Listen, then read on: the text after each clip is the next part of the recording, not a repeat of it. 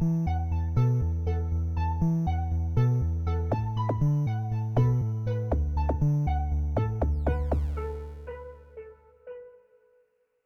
ladies and gentlemen. My name is Connor Shank. Welcome back to another episode of Connor Talks Games. I am tired.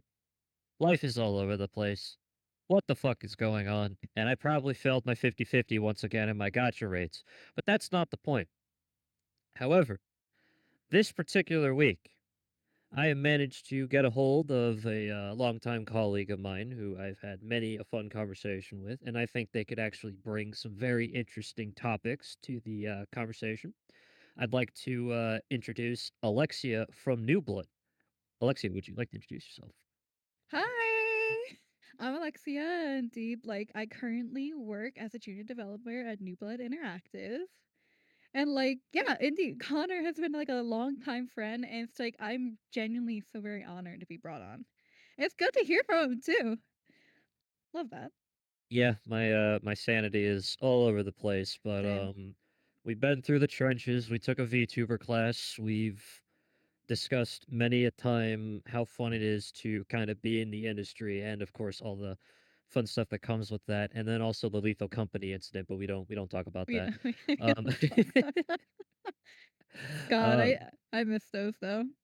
but I figured I'd bring you on here today because you are in such a awesome position to be able to work at not only New Blood, but just right out of the gate, having that opportunity to work at a company in the current climate we find ourselves in. So I kind of just really wanted to, I guess, come out right swinging with this. But when we were the lead up to this conversation, I remember you said that it is painful, but at the same time, you find it to be hopeful working currently in the industry as it is. Do you want to care to elaborate a little bit on that in your Yeah, unique outlook?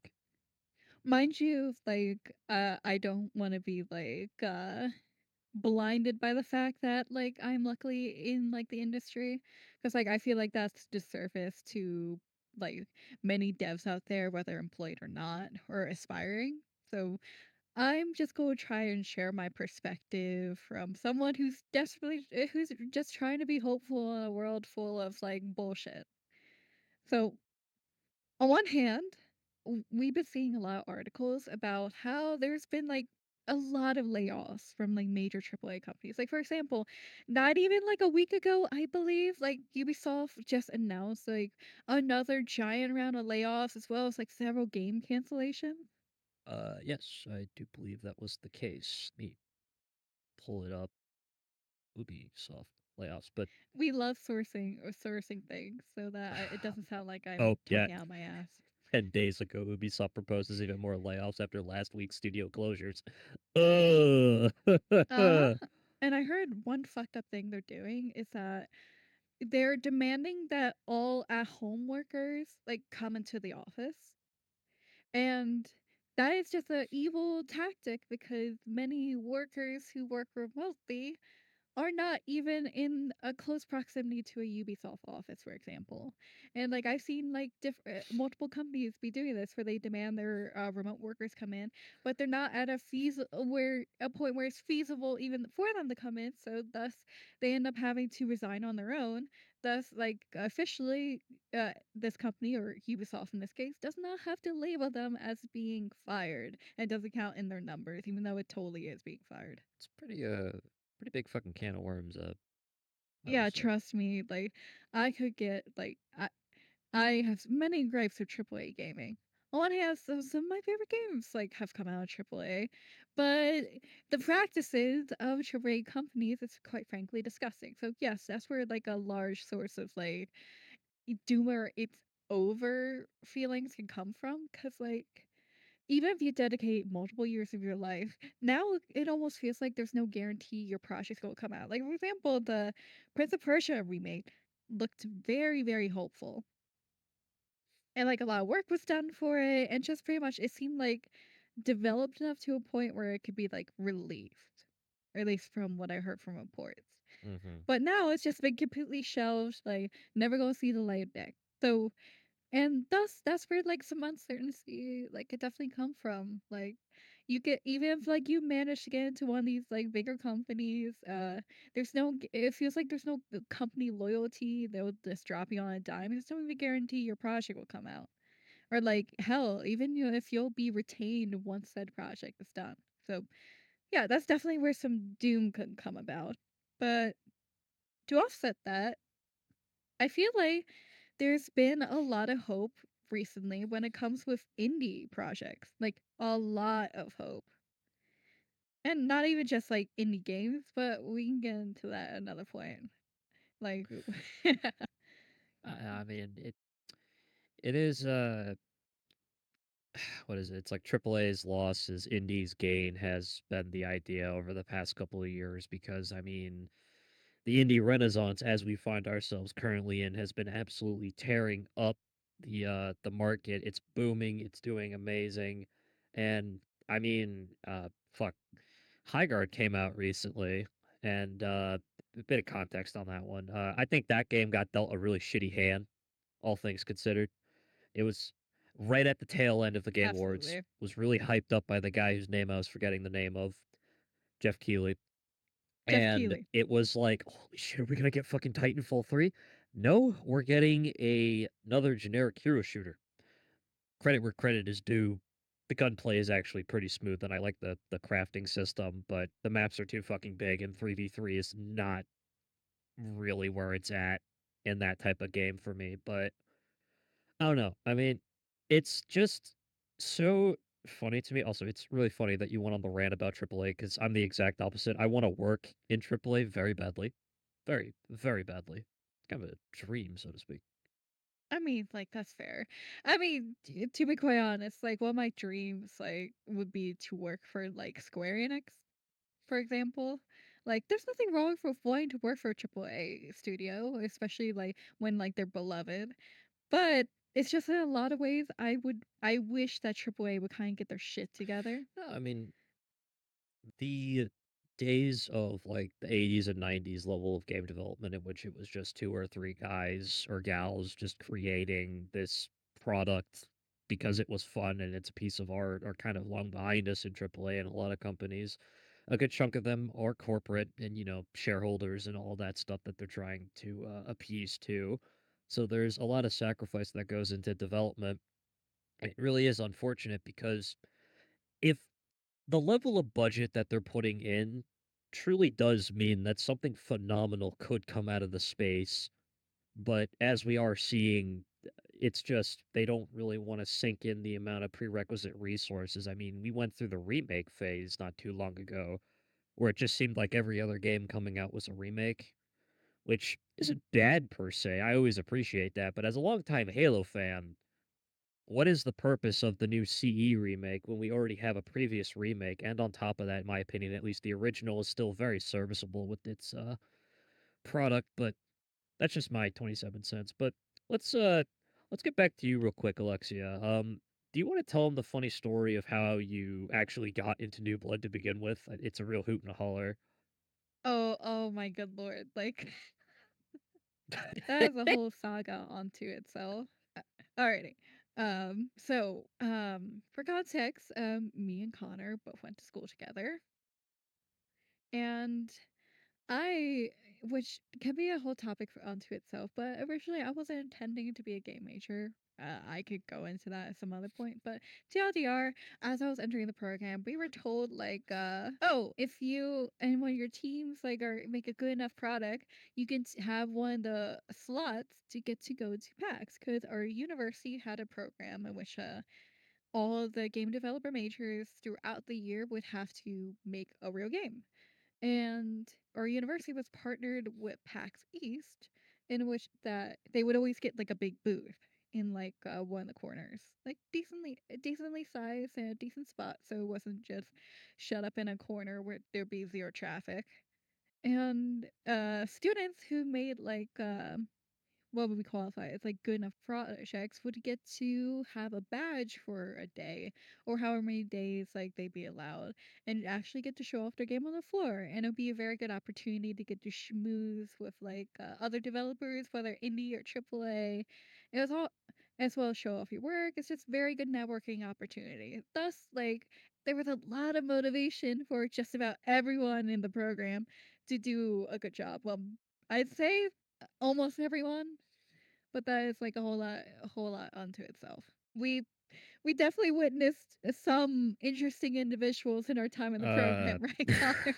jeez, I don't want to get sued, but there we had some. I think specimens is definitely one such example. But as a producer on many a project before he got his chance with the greenlit, holy fucking shit, that was like, ugh. Yeah, like mind you, like in good spirit, we don't want to be trash talking anyone or like slandering or none of that. But we will say there were some interesting individuals and interesting uh work being produced or lack of. But anyways, overall, everyone in the program is working really hard. And despite not being put on the most stable project, I was motivated to work my butt off because I really wanted to go to PAX, both because I thought it'd be fun and the networking opportunity was really appealing to me, as well as actually at my prior university before I had transferred to the one I would eventually graduate to, they had a similar program that was worse. They school made a vague promise like, "Hey, some of the top students of the major will send you to PAX," and then the time would come and they would just saddle the entire bill on the students, and that's if they would even provide 'em transportation. It was just a giant shit show. So this felt like a second chance for actually getting to finally go to PAX East, as well as I had a personal motivation as well because ever since I was much younger, even before I had conceived game development as a viable career, I actually had a much older brother who actually would go to PAX East to showcase with his studio. So he was the one who introduced me to PAX East in the world of like game development. And once again, big topic onto itself, but like that man had a big impact on my life, and thus, with everything you describe on PAX, it made me even like before I wanted to be a game developer, want to go one day. Fast forwarding, eventually, the game to be showcased get decided, and last second, the project I'm on gets scraped by, and we're allowed to go on the last day of PAX on Sunday. And like I was unbelievably hyped along with the rest of the team. I was like determined, despite the fact that our game was admittedly very janky and had some issues. Like I was very, very determined to make the most of my Sunday at PAX. Because usually a lot of people don't see the appeal in going in Sunday because it's the last day. Some booths it's just outright close up early, or a lot of developers are tired, or less people go. So like it can be viewed as like a rougher day in comparison to like Friday or Sunday. Mm. But Homegirl was determined. And beforehand, I didn't even look at the developer list of who exactly was going to be there. Funny enough, I was just kind of raw dogging it. Like, I'm gonna walk around, see what there is. I I just remembered right before PAX, I actually had a giant fuck ass fever, like monumental level fever, and I'm like bedridden. And I'm like downing a bunch of like medicine, and I'm like, I have to make it to PAX. I am like delusional, like fever delusional, trying to make like business cards and get them printed at Staples before I go. I'm like barely on my feet begging one of my roommates who actually had a car to drive me to Staples to pick up my business cards. Like I was that determined. And we get to PAX eventually. Yay, I'm wearing a mask because I don't want to get anyone else to get sick, and I'm dead on my feet. And with Sunday, there's actually something very lucky with going on Sunday, in which like I hadn't anticipated, and I now tell people who if they're going to PAX, especially as a they manage to get as developers, that is a total advantage. Is that on the last day of PAX, they give an entire extra hour just freely to wander the floor only to the developers. So like I actually found that to be like a really, really great time to get to interact with people because everyone was present in their booths, but there was no like big crowd yet. So I had the opportunity of after settling down, getting my badge, and getting everything set up in my booth. I grabbed a bunch of my business cards and I went to go wander around the whole convention center with one of my friends who was also there as a game developer, just with a difference. And as I'm wandering around, I just accidentally bump into a Gabriel, cardboard standee. Like what are they called again? The like cardboard Stands, I believe. yeah. I accidentally bump into it. And after be like, oh shit, I don't want to knock this down. And I look like, oh shit, it's Gabriel Ultra Kill. And then I look at the booth and I'm like, and then I start like freaking out. I'm like, oh my god, wait, are there Ultra Kill devs here? Like, oh my gosh. Cause like I'm just there like having fun. Day started. I'm still like half feverish. And I'm like, whoa, big Gabriel standee. That's crazy. And eventually it's like I'm trying to take a picture. Me and a friend take a picture. Some of the new blood devs who would eventually become my coworkers walk over to see it's fawning over the booth, and we just start up a conversation. And we end up having such a long conversation. The show was about to begin. So what I did is I took a shot. I gave him my business card. I was like, hey, can you guys come over to our booth when you have the opportunity? Now, this is where it gets funny. I had a little bit of a Hail Mary moment because they decided to indulge me, very luckily. And I was like, yep. And I very much used a lot of my time walking around PAX to interacting with other devs and bring them over to the booth to see our frankly very janky game, but I was determined, very, very determined to make connections. And our lead of the program was even impressed with how many game devs I just kept dragging over to our booth to see our game. She thought it was very amusing. But eventually the new blood devs do end up coming over. I don't know whether to disclose their names or not out of privacy, even though they're fairly public figures. What do you I think, know Connor? there's a certain someone who I talked to who may or may not have been there. I can't recall, but the funny people from New Blood. I guess we could just say that for now. Yeah.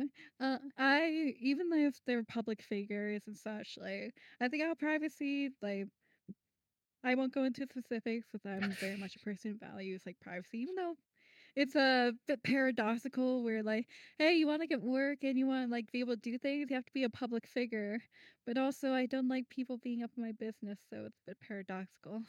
But If I recall tis the life. correctly, and I might be getting this wrong, your exact words to them was, "I swear like a sailor and I make YouTube poops," and then they said, "Fuck it, we're making you an intern." Yeah, that's what I was leading up to because up to that point they thought I was just like a pretty fairly normal chick, like a very normal person. And then I started peeling back a little bit more of my personality because yeah, I sure showed that I knew how to do game and dev crap, but then started showing a little bit that I'm also a weirdo. Because the thing that before that ended up hooking them into the conversation beyond being cordial was they were talking about favorite games, and I brought up the fact that one of my favorite games is The Witcher. But they're like, oh yeah, that's sensible. And I was like, no. One of my favorite games is specifically the janky, broken, nobody ever wants to play it, Witcher 1. And that kind of got them hooked because, who the fuck likes The Witcher 1 when Toss the a Witcher 3 is coin right to there, your you know? witcher, O valley of plenty. Oh, valley of plenty. But yeah, eventually we get talking and and I start getting into a story in which one time as revenge against the professor, I ended up just making a YouTube poop for a film project because I was so very very fucking infuriated with the professor's behavior and how he taught the class. Well, I looked at the guidelines for this project and I realized, oh, I could just make a YouTube poop. Well, other people just made more art house films with the requirements. I looked at all the instructions in the book. I was like, yeah, this is just a YouTube poop. You're asking us to splice together random clips and audio and to make something new and so on and so forth. I was like, yeah, such a well-made shit post that you have to give me a good grade. And lo and behold, the motherfucker had to give me a good grade. And I'm telling the New Blood devs this story. And they get intrigued because they want to see proof that I did that. So I ended up getting their contact and they're like, hey, can you just email us that later? Like, that, fine. Was there another I part? I mean, forgot. Yeah, I started like I went from being all formal and such when I first met them to like dropping the mask, start swearing like a bunch, like telling them like, yeah, it I'm a fucking is weirdo. really So, funny to me because I do very specifically remember while this was like this entire anime arc, I guess we could call it, was kind of going down, you managed to actually get three representatives from the company to come down to Clark. And that was fucking awesome because, one, we got to actually talk and interact with what many people consider to be like one of the best game companies, at least amongst our classmates. Like, I remember you couldn't go. My roommate, who shall remain anonymous at the time, would not shut the fuck up about Ultra Kill. That guy was probably janking his keyboard until 3 in the fucking morning. But being able to, get like what is the equivalent of just like three very unprofessional people, just no bullshit talking about how it is to make games, I thought was really neat.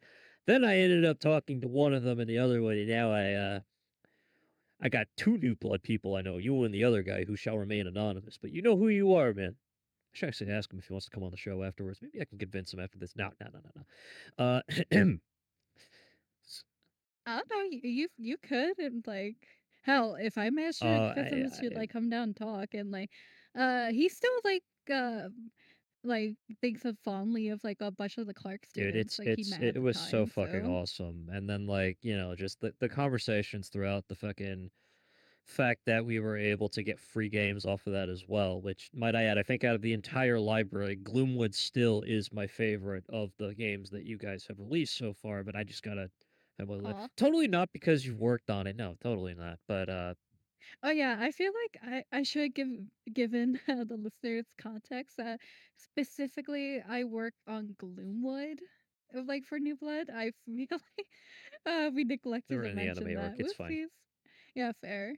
Yeah, even leading up to how I got them to visit was surreal because I got the internship very, very last minute. Even getting accepted for the internship itself was chaotic because a few weeks after PAX, they had Clark had the summer internship program, remember? And you get perks, you managed to get an I internship over the do, summer. and I remember they had jack shit for me, and I was very sad. Yeah, dude, I could gripe about the I funding they have gave for that, my like, feelers hooked out, but but I guess to kind of actually, this is something I think you kind of alluded to it a little bit early on before we got kind of sidetracked with the thing, but I know one of the big things you told me like that you were struggling with a tiny bit is you were effectively like the 1% out of the entire graduating class when it comes to the opportunity that you were given to you.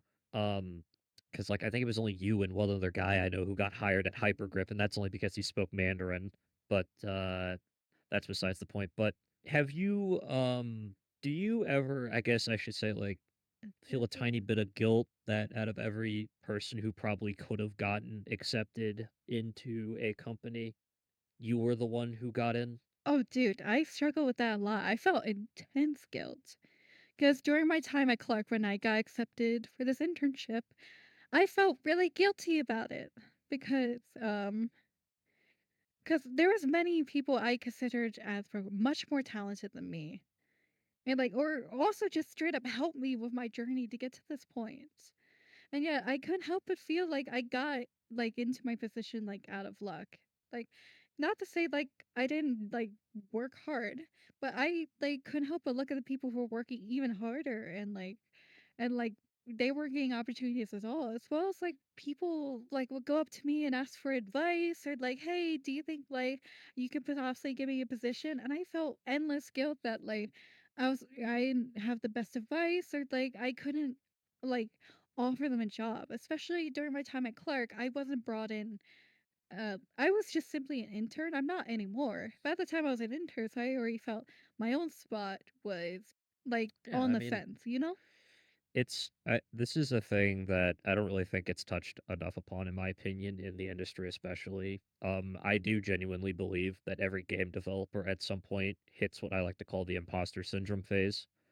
Um, I know I've had it. I know many other people have had it.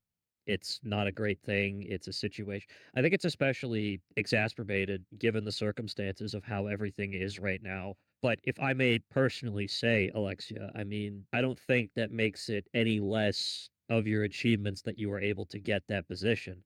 Evidently, the people that you were interacting with saw something in you. You were funny. You were whatever it was that they thought really worked at the company and you fit right in. And as a result of that, you managed to immediately get in there and make a name for yourself there.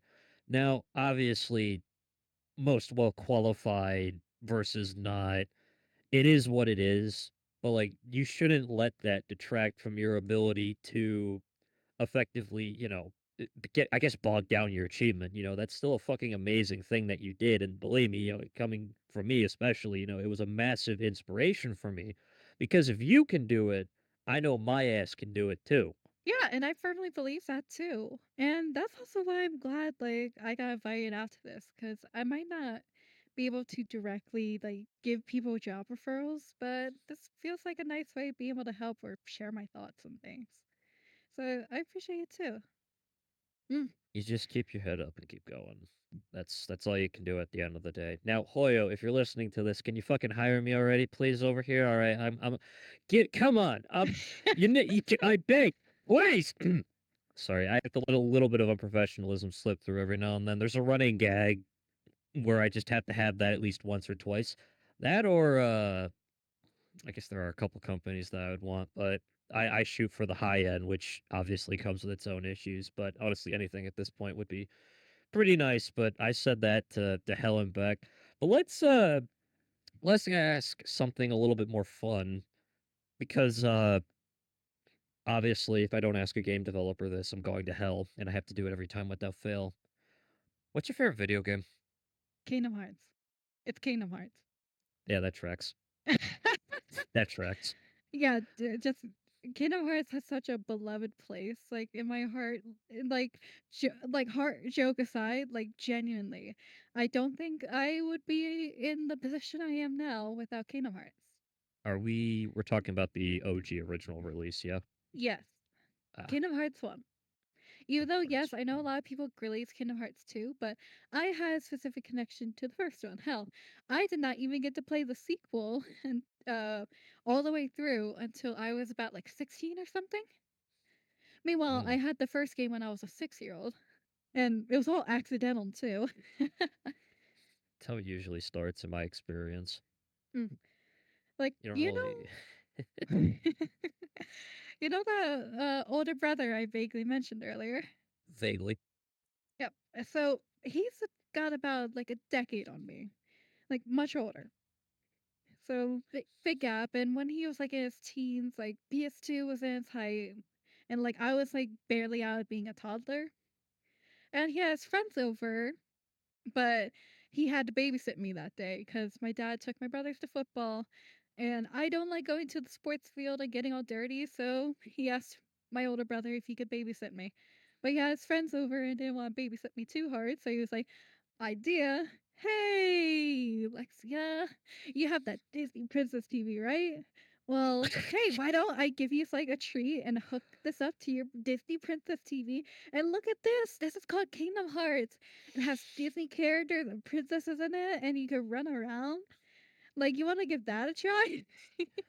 This has such like positive energy to it. And meanwhile, my fucking ass when I was younger, my father took my 6-year-old ass and he's like, "Hey, you want to play this game called Dead Space?" I'm like, "Huh?" You play Dead Space? He gave me the controller for Dead. Yeah, yeah, yeah. If I had a nickel for every single time a family member forced me to play a traumatic game at a young age, I bet 2 nickels, which isn't weird. It probably is weird. Anyways, I'm fucked up, but that's not the point. Yeah, I no, mean, he made to me be play it. fair, I mean, like, I did play, like, LA Noire as, like, a 10 or 11-year-old, as well as, like, a bunch of, like, Xbox games around that era, so, like, I'm not too far behind. But I at The least had a nice, like, G-rated introduction. what the fuck's a G-rated introduction? I saw Isaac Clarke get bisected by a slasher. Now there were like a lot of games I will say that I was playing beforehand, but like the thing that kind of really solidified me on the Xbox was in fact the original Dead Space series. And it is funny to me because you know, when it comes to taste and how I've kind of led up with my preferences, it all comes back down to like what your original video game preference was and kind of how that shapes you. But I don't know, It I just think definitely shapes you. it is always fun because like even if you're not a game designer in the industry, your tastes and preferences are usually molded in my experience around what that first initiation into the system was, be it the game and the console. I grew up on 7th gen, so PlayStation 3, Wii, Xbox 360, that was my go-to. There were many nights in the Modern Warfare lobby, the Call of Duty lobby, and the Black Ops lobby in which things were said. I'm actually going to use my Oblivion slurs here because those are more family friendly, but I was called an NWA more than once on occasion, and it was not a very great moment. But I will say they were much nicer in comparison to my attempt at playing League of Legends. But, you know, there was a game that we talked about before recording that I wouldn't mind talking about just a little bit. Do you think you know what I'm going to reference? I have an idea. Maybe it's a little game called Night Rain. Night Raid. See, I only just started with it, but it's been an interesting journey and feeling like a total scrub. I'm like staring at all my Everdark clears. Yes, fascinating. See, I Yeah, only I mean, just started tackling the Everdark. I keep getting my fucking ass kicked by Gabe and Jaw. yeah, he's the fuck. Oh no, Don't tell me he's you the hardest one. he's considered one of the fucking hardest Everdarks.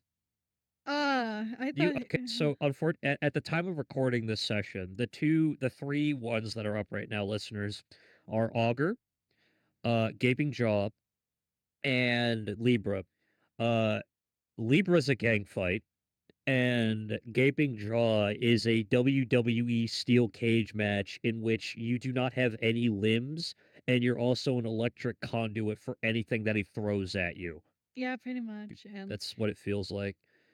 But that's Augur's pretty straightforward, the easiest boss in the game. okay. But Noted. Just give Augur another try. Augur is like if you know how to like manage, it's like an endurance fight. You just gotta take out the jellies when they spawn and move around. But And the also, don't forget about the nuke. oh god, that was fun the first time. Yeah, it was fun being the only person with like a bow the first time I was doing it and desperately trying to shoot it. And they're like, "Come on, why isn't it dead yet?" I'm like, "You motherfuckers aren't trying to shoot it either." I uh I was playing Raiders my main, so anytime I fight Augur, it's just you son of a bitch, stop fucking moving. Man. I'm probably gonna get abducted later because somebody wants to play it with me, but I digress. It's a fun time with friends. Um I think that you might definitely benefit from a individual who knows what they're doing, so I might need to walk you through it later. I've at least been playing since my introduction with like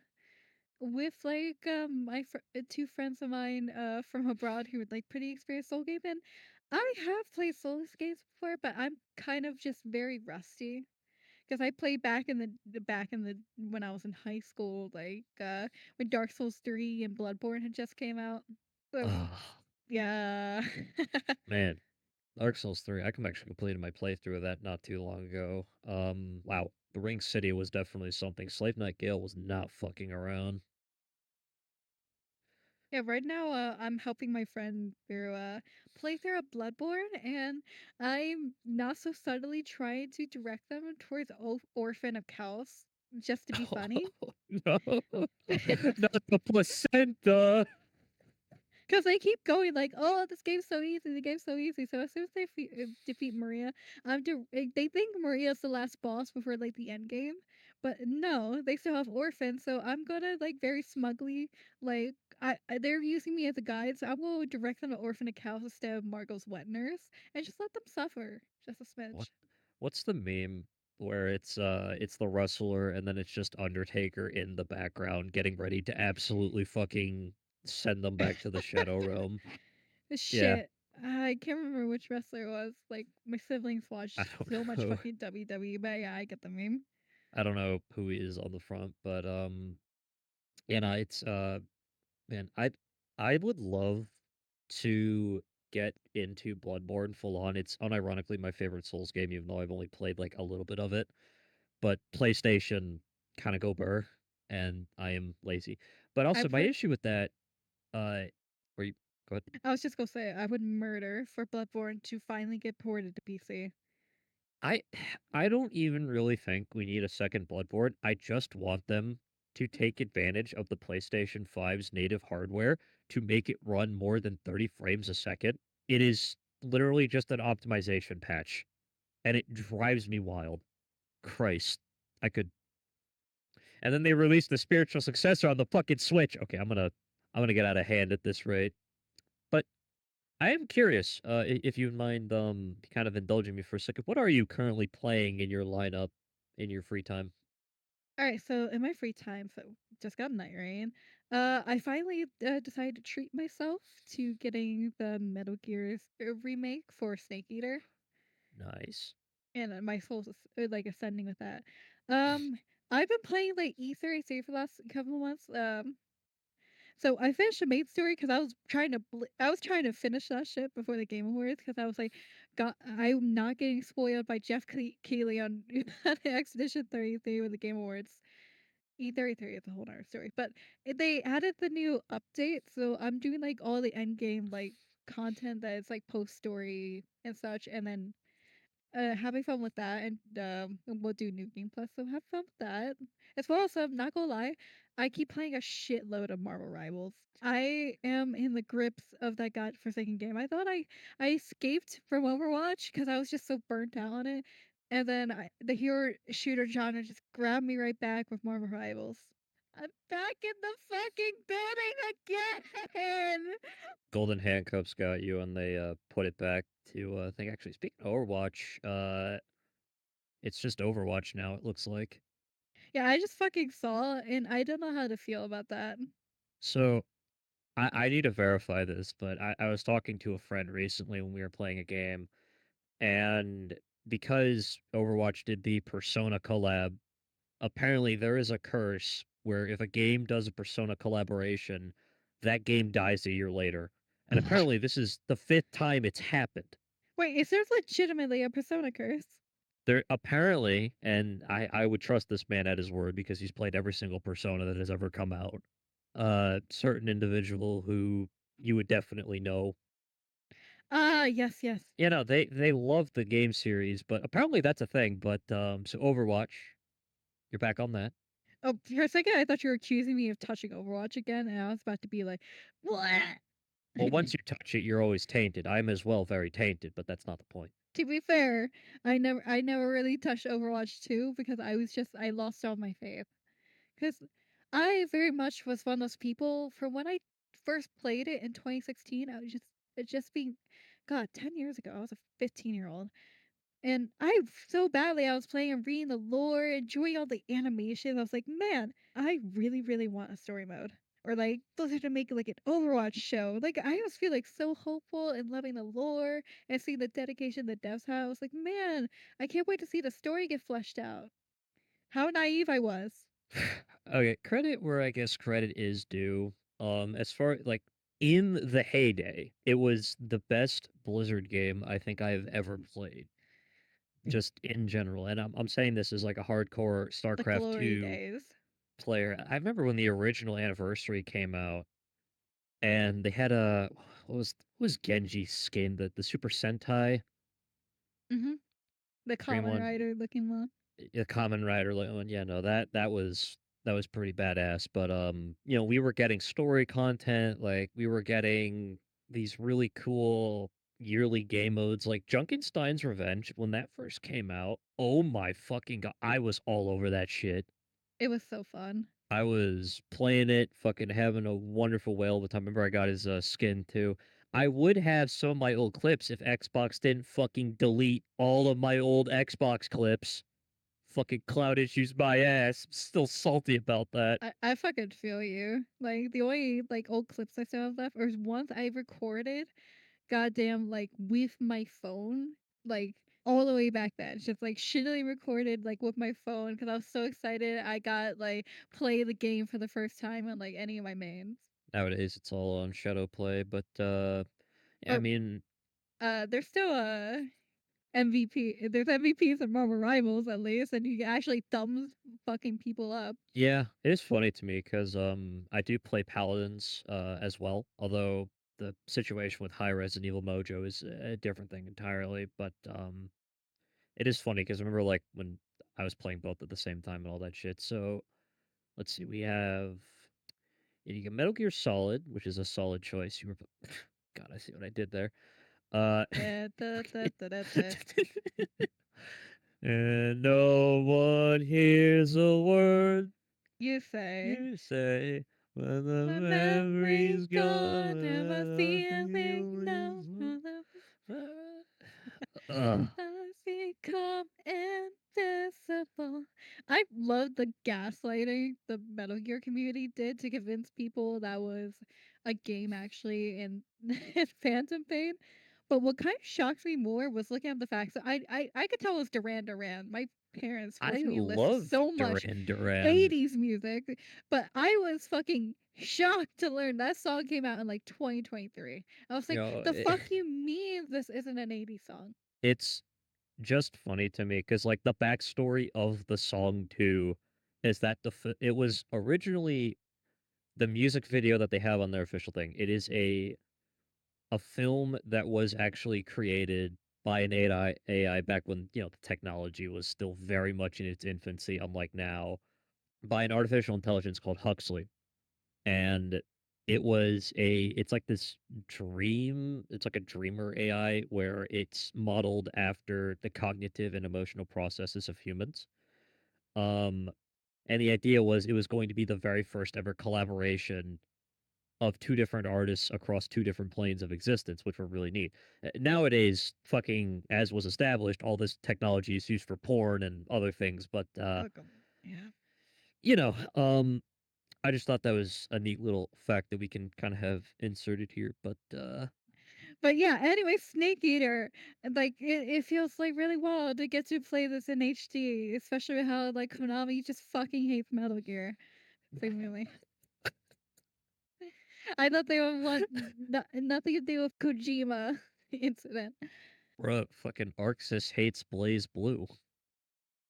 Hey, yeah, they just got announced that Blaze Blue is getting an RPG, and I've been begging for a Guilty Gear RPG since I got into the series. Wait, what? Like, yeah, it got Oh, announced. Entropy, right. Yeah, and I'm like mad because on one hand, Blaze Blue fans haven't had anything in a while, but they're getting the one fucking thing I've been desperately wanting for Guilty Gear. It's just more story elaborate.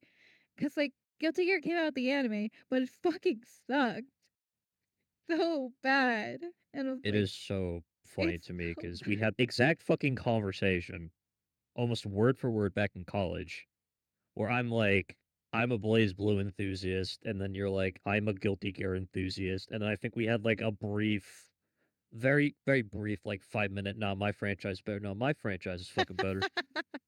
And then you ended up winning because fucking Tosamichi Mori ended up leaving the company, excuse me, and I got really depressed for a little bit. But I think Entropy Effect is pretty neat. But there was this might have been confirmed or not. The original Entropy Effect, not the new one coming out, was actually just a different game entirely, but they just had the Blaze Blue tag on it. So it's like, oh shit, this is neat, but like it's not. oh, it's like well, to speak of Metal Gear, it's like how Survive was definitely just another game, but they just kind of slapped the Metal Gear title on it. I called it a day. Is We it one of those definitely need to situations? monitor. the people in the upper management of some of these companies because some of the decisions they make legitimately confuse me. Dude, I fucking hate that shit when like they make a game that's clearly not supposed to be part of a franchise, but you kind of just slap the name on it because they're like, "Oh, we want sales." To play minor devil's advocate here, I will always consider any change in formula to be praiseworthy because you're taking the risk. However, the end product that comes out is open to scrutiny. I mean, like, I'm the one who's wanting an RPG out of a fighting game franchise, so like, yeah, that's certainly not my gripe. It's just more so when like it doesn't carry like the spirit of like the franchise at all. It's just like there's just so much change. It's that like it can't be recognizably like part of the series and not in like a good way. There's pulling it off where like there's pulling it off and making it like good. And then there's just being a total schlock and we're like, well, we slapped whatever on this so that we might get a few more sales. Yeah, get me in there. I'll fix everything. Put them in, coach, put them in. Put me in. I have 10 fucking interns under my belt. They listen to me somehow. I don't know how, why, when, or how it be, but we got it, gamer. We got it. Oh, We didn't Jesus H. hear no Christ. bell. Thing is, some of them fucking listen to this podcast, so if you are listening to it, I know who you fucking are. Blink in like Morse code if he's like not feeding you. What do you Uh, mean not feeding them? Sam doesn't fucking feed me, and he's my boss. Oh shit, he's gonna edit this. No, Sam, please, back. No, don't do it. No. Nah, real quick, shout out Sam. He's fucking awesome. He's the Hi, co-founder of Sam. Project Cyclone Production. Seriously, get this man a job. He fucking deserves it. But no, I mean, it's so fucking funny to me, and I think you can relate to a level because like I was so excited, and I still very much am, but it's like, I'm jaded about it to get into this industry, to be like, okay, I know who I am, I know what I can bring to the table. And we're in the middle, like, as soon as I joined in, they were in the middle of a hiring boom, right? And then COVID, like, the whole bubble thing popped. I know that's an entirely different discussion, but the TLDR was COVID came up. Companies hired more than they should have. And now the end result is there's so many things. And it really shifted the hiring dichotomy. But like I said earlier, but like again, don't ever take for granted, or rather, don't feel bad about how you got your position because that really is all it is at the end of the day is a numbers game and knowing who you know. I mean, okay. You know the person I'm talking about, our other mutual associate at NewBlood, who I don't know how, and I still don't know how, but I managed to get them to come over for a round of poker. And still, to this day, that is legit one of the biggest highlights, I think, of my experience at Clark. I really don't know where I'm going with this. I just thought that was really fucking neat. Yeah, and like even after like I graduated, I was like really glad to hear that he was still like participating in Clark events and then like hanging out with you guys too. That hell, like I still can't believe the fact that I convinced like originally it was only supposed to be him to be coming to Clark to do a lecture, but then it was the other two I met at PAX that volunteered and flew all the way across the country just to come and lecture because they were like, oh yeah, well it'll be fun, we'll help out, and then we'll just go see a concert, so it all balances out in the checkbook. Oh, And jeez. trust me, that was like a really cool experience too. Like getting to help with like IGGA, like getting the meeting together, and meeting up with them, and also too, like I felt like so embarrassed and flustered, like when they like shouted me out at the end. Like, oh my, it was like yeah, it's just interacting with other devs and just I agree, it's just like the good memory. Also, hell, fun fact, I actually still have a recording of that whole lecture. Oh, Christ. Like out of like I haven't exactly released it anywhere, but like I still very much do have it. Delete every segment of me in it, please. Dude, it's like a phone recording out in the I can't do that shit. Fuck. They'll know. They'll know my face. They'll know me. I'm saying this as I've already attended multiple public events on behalf of Project Cyclone Productions. Ugh. It's my name on the fucking podcast. It's not like I can hide. Nah, but No, I feel you too, cause I haven't been, like, online-wise, I haven't been all too open about, like, being a new blood dev for, like both because, like, I'm both kind of a puss about, like, making new social media, getting myself out there, as well as I kind of have a low-key fear of some new blood fans. Like, for example, all all my coworkers, like, in our company chat, they talk about the New Blood public Discord server, and I see the shenanigans from that. And sometimes I post a question like, "Man, I wonder if I should join this," and the resounding answer is always no. Even if it's not even from the Gloomwood team, it's someone else from like other teams like within the company. The answer has always been no to me. And not even just because, like, they less them not appreciating their fans by all, it's just, like, they know I get kinda, like, I might get, like, really stressed out with, like, the pressure and, like, people potentially harassing me. Because like I've mentioned before, like, I've been, like, a bit, like, nervous about stepping out there, but this year I'm trying to be, like, a bit more bold with it. Because yeah, I mind you, I'm gonna keep working with New Blood, but I'm motivated to work on more projects this year.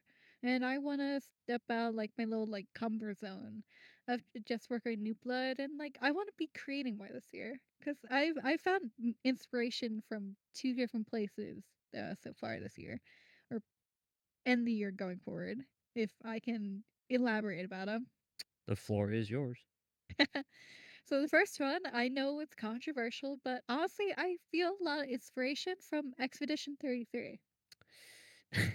Okay, get any memes or jokes out of the way before I elaborate. It was I wasn't even gonna, like, make fun of you for that, it's just, like, the previous I think it was 2 episodes ago, I'm just the Game Awards, Expedition 33. And the winner is Expedition 33.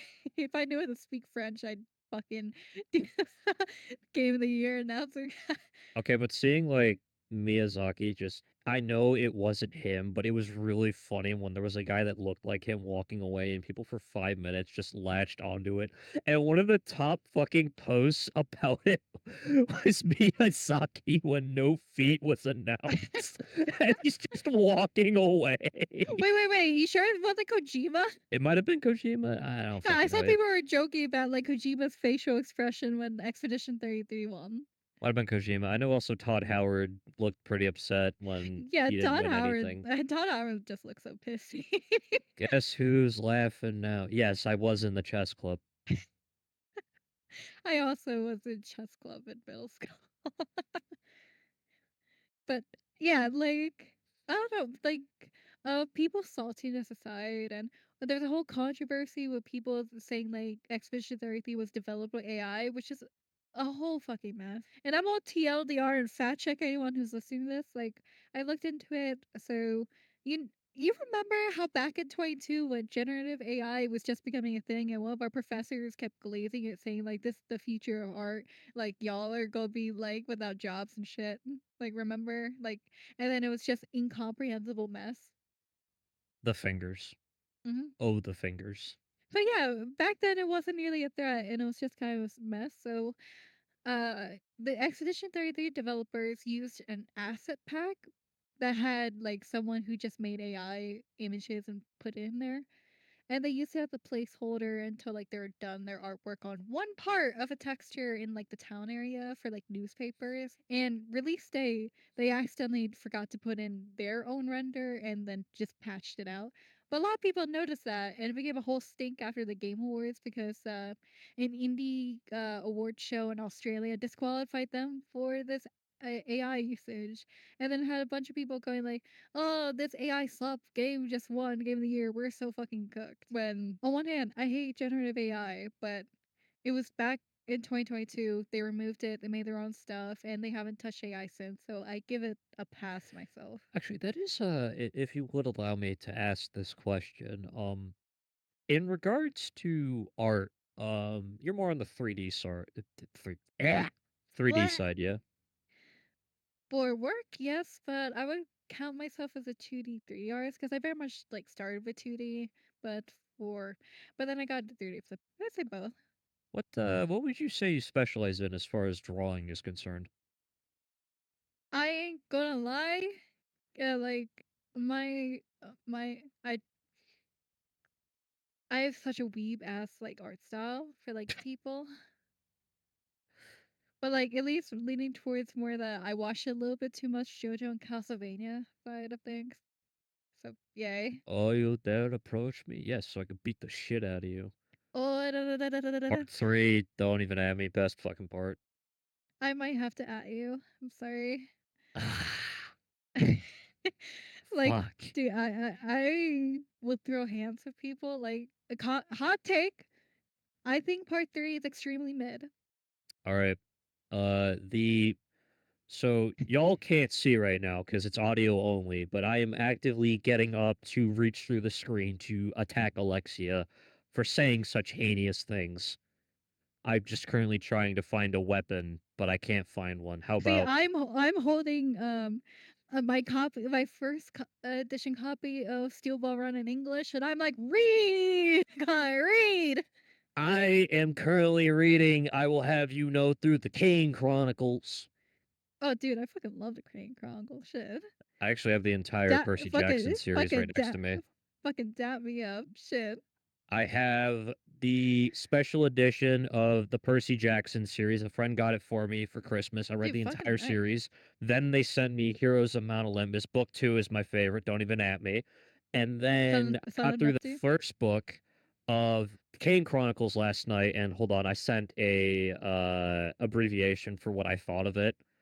And they pretty much said that's pretty dead on. But yeah, I said, hold on, where is it? I said, what did I say?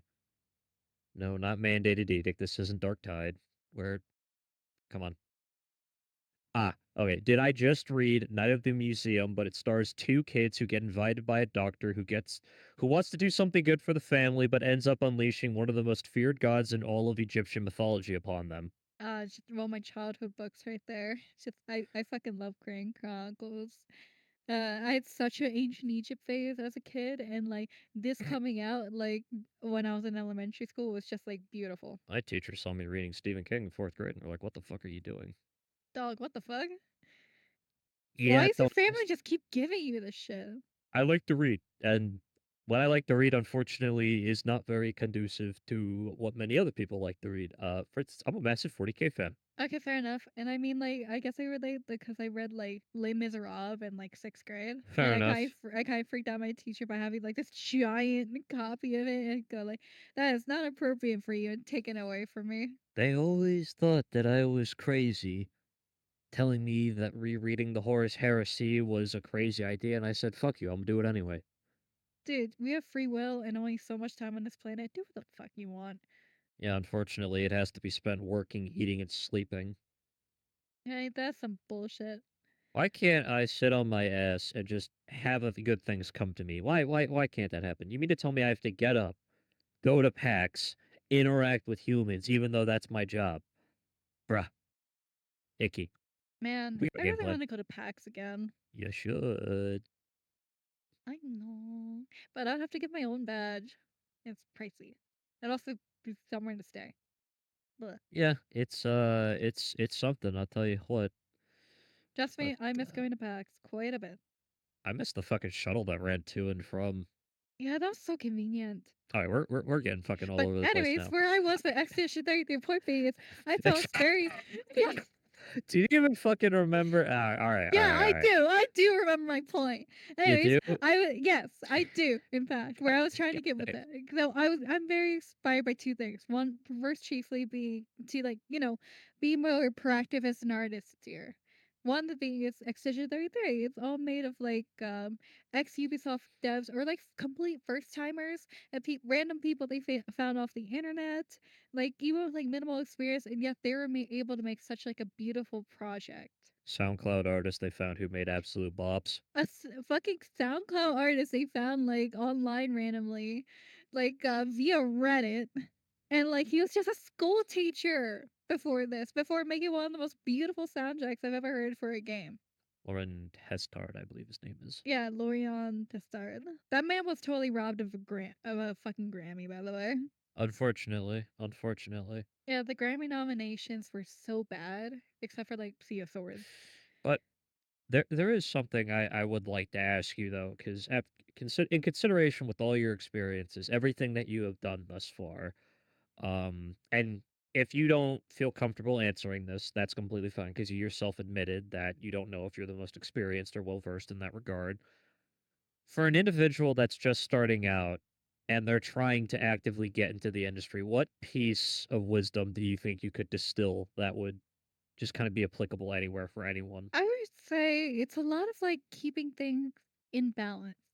Don't be afraid of like having ambition, but also don't don't be disappointed when things don't go your way, but be in like two different regards. Don't be hard on yourself, and also generally don't make it other people's problem. Because like one thing I had an issue with before is that I was lucky. I felt bad. I could only limitedly help people, and some people had different reactions to it.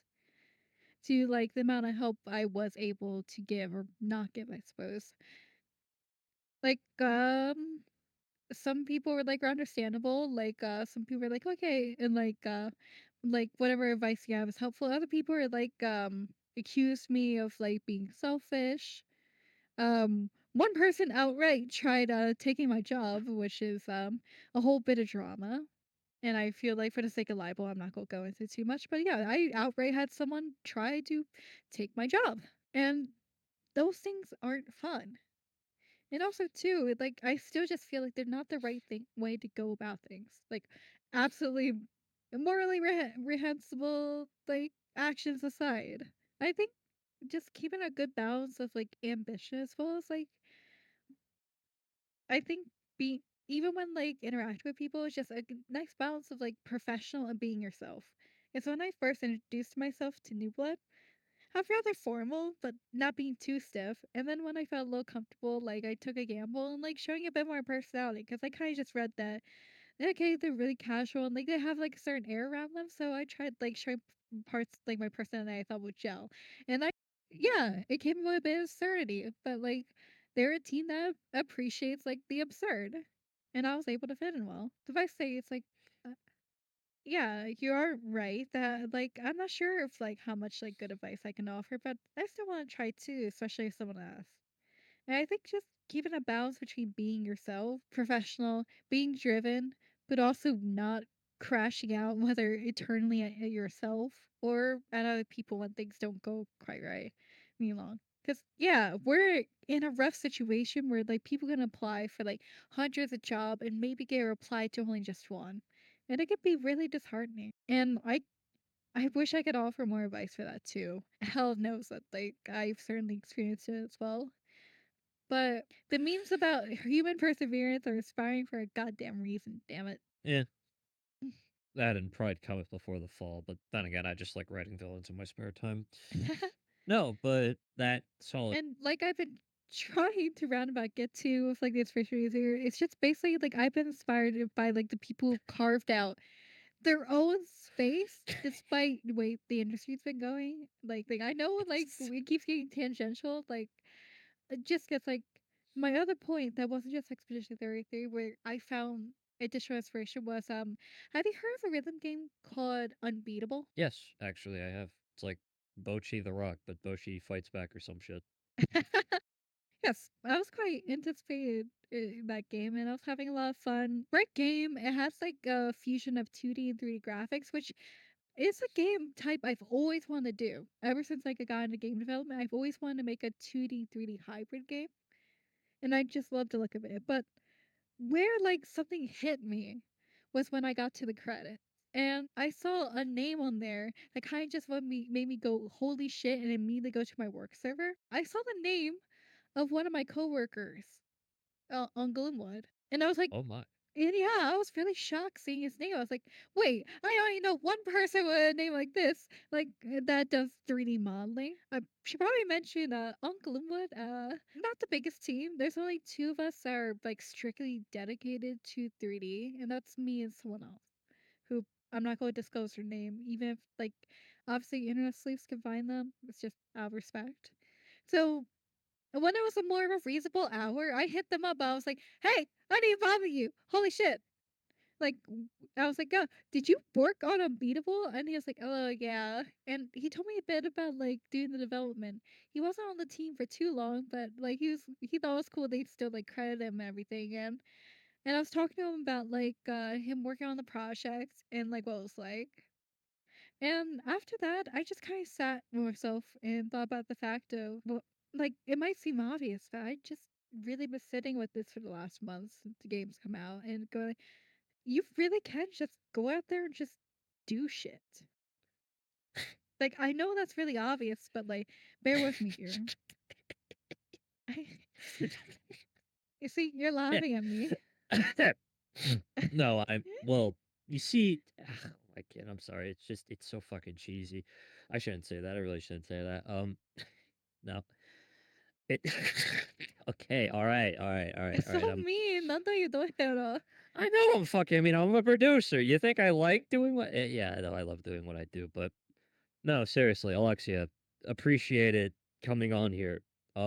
You are, as far as I'm concerned, the first person from an actual studio to come on board and just kind of give us the loop. I know we went all over the place, but it really is refreshing just in general to have somebody who acknowledges that well, yes, they are in that situation, still there is hope for everybody else to kind of do it. Um and for those sons of bitches who keep asking me about my favorite fucking VTuber, wait till the next episode, you pansies. Mine's Jesus fucking Pippa. Christ. I get at least 2 questions a week on that. But no, seriously, again, thank you for coming on board. I appreciate it. It looks like we are coming up to our time right now, but is there any last minute thing you want to say to the nice people? I I will say to anyone who is aspiring game dev or a struggling one, just truly, just no matter if like what life throws at you, like to be cheesy for a sec, just make shit, whether just for you and just one other viewer. I just really encourage you to, despite everything being thrown at you, to just not give up like creating. And also too, don't be afraid to just whether put yourself out there or just reach out to other people. Cause like if some randos on the internet can all get together and make a project, or just giving a dive of asking, "Hey, do you need some additional help?" Just Hail Mary, you just will be surprised where you can go. Or hell, telling like a dumb story of like pranking your professor with YouTube poop, or like say, or mentioning your favorite shitty game from like the 2000s. Just sometimes just taking that first step, even if it's awkward, or like we think it won't do much, can just go a long way. And I really appreciate you bringing me on, Connor. No, please. It was no hassle whatsoever. But thank you all again for listening in to this current episode of Connor Talks Games. I'm your host, Connor, and join me next time as I attempt to figure out what I do at 3 in the morning while I'm either high off my ass or trying to figure it out. And we will see you all next time.